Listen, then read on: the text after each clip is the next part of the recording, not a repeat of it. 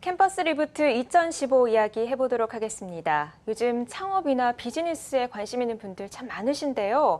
사실 망설이게 됐던 부분은 내가 과연 이것을 할 수 있을까 하는 생각 때문이었을 겁니다. 검증할 수 있는 기회가 열립니다. 캠퍼스 리부트 2015를 통해서 확인해 보시죠.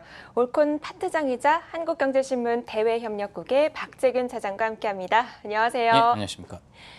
네, 대회 이름이 캠퍼스 리부트예요. 리부트라는 말은 사실 컴퓨터를 다시 켰다 껐다 할 때 쓰는 말이 아닌가 하는 생각이 또 드는데 어떤 대회인가요? 예, 교육부가 주최하고 한국연구재단 및 성균관대학교 창업교육거점센터가 진행하는 프로젝트인데요. 우선 응모 대상은 수도권 대학생들 대상으로 진행됩니다. 휴학생도 가능하고요. 네. 그리고 개인 및 팀으로 신청 가능한데 팀의 경우는 2명에서 5명까지 가능합니다. 그리고 신청 방법은 홈페이지 접속 후 주어진 주제를 500자 이내로 7월 6일까지 제출을 하시면 되는데요. 혜택은 총 시상금 3,400만 원과 그리고 해외 창업 경진대회에 보내주는 혜택이 있습니다. 네, 500자 이내로 자신의 생각을 표현해야 한다라고 하셨는데 어떻게 보면 좀 쉬울 것 같기도 하고 또 500자라는 이 한정된 글자 때문에 좀 어려울 것 같기도 한데요. 어떻게 준비를 하면 좋을까요? 예, 우선 그 지원 방법을 보면 네. 네 가지 분야가 있지 않습니까? 네네. 제조, 서비스, 컨텐츠, 사회지역 기업. 이 분야의 각 내용들을 정리해서 500자 이내로 제출을 하시면 되는데요. 네. 제조 같은 경우는 기업으로 예시를 든다고 보면 그 파우치로 이루어진 디자인 소품을 만드는 남재화 마켓이라고 있습니다. 이제 네. 이렇게 좀 독특한 성향을 가지고 있는 뭐 제조라든지 제품 공정 이런 생활용품에 대한 그런 쪽으로 접근하시면 될 것 같고요. 그리고 서비스 같은 경우로 기업으로 우선 한번 예시를 들어볼게요. 요새 최근 들어서 이제 차 렌탈에 대한 부분이 이제 시간 단위가 아니라 이제 분 단위로 이렇게 네. 구분해서 렌탈하는 경우가 있지 않습니까? 네네. 그리고 자동차 수리 같은 경우도 온라인상에서 다양하게 좀 쉽게 이제 소비자 입장에서 접근할 수 있는 그런 카닥이라는 브랜드가 있습니다. 이런 브랜드에 대한 그 어떤 기업 형식에 대한 부분을 참고하시면 될 것 같고요.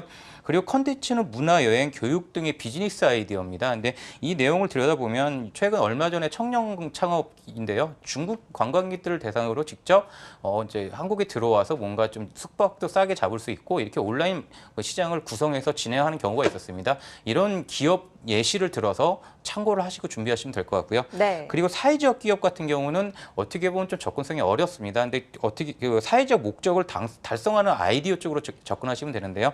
이것도 기업으로 예시를 든다고 하면 그 외국인 여성들 산후조리 문제를 그 해결하는 다누리맘이라는 콘텐츠가 있습니다. 네. 이런 기업들의 내용들을 보고 방향성을 각 잡으시면 될 것 같고요. 그리고 이게 여기 보시면 팀이 2명에서 5명으로 되어 있지 않습니까? 근데 최종 5명이 선택이 된 상태에서 올라가는 게 훨씬 더 유리하다고 합니다. 네, 4개의 지원 분야에 대해서 팁을 하나씩 짚어주셨는데요. 좀 참고를 해보시면 좋을 것 같네요. 저는 사실 이런 대회의 심사 과정이 참 궁금한 게 이 아이디어 같은 경우는 굉장히 주관적인 부분이잖아요. 어떻게 심사가 이루어지는지 궁금한데요. 예, 우선 그 심사 같은 경우는 크게 2가지로 나눠지는데요. 네. 1차 서류 심사 그리고 발표 심사입니다. 근데 1차에서 서류 심사에 보면 4가지를 분야별로 해서 20개 팀씩 선발을 합니다. 그리고 20개 팀을 발표를 통해 최종 10개 팀이 선발이 되는데요. 그 심사 기준을 보면 참신성과 그리고 비즈니스 가능성 행사성에 대한 준비성, 이 행사를 어떻게 준비했냐에 대한 부분을 네네. 평가를 하게 됩니다. 그리고 복잡하고 전문성 있는 사업 계획서를 필요로 하는 게 아니기 때문에 그 500자 이내에 핵심 포인트만 잡고 접근하시면 될 것 같고요. 네네. 그 우선 1차에서 심사위원들은 4개 분야의 각 분야의 전문가분들입니다. 그렇게 될 경우에는 그 분야별로 좀 심취 있게 전문 단어, 전문 용어를 쓰셔서 접근하셔도 좋을 듯 하고요. 그리고 캠퍼스 리프트 캠프 예선에서는 좀 종합적으로 각 분야의 전문가분들이 함께 심사를 하는 구성도로 진행됩니다. 네, 보통은 결과에 대해서 심사를 많이 하게 되는데 준비 과정, 준비성 부분을 또 평가를 한다고 하니까 좀 독특한데요. 그만큼 얻는 게 참 많은 대회가 아닐까 하는 생각이 또 듭니다. 이번 대회 신청을 할 때 또 준비를 할 때 어떤 부분을 주의해야 할까요? 예, 우선 그 다른 대회에 입상한 아이디어는 제출하시면 안 됩니다. 네. 그런 것 같은 건 다 걸러내서 떨어지게 돼 있고요.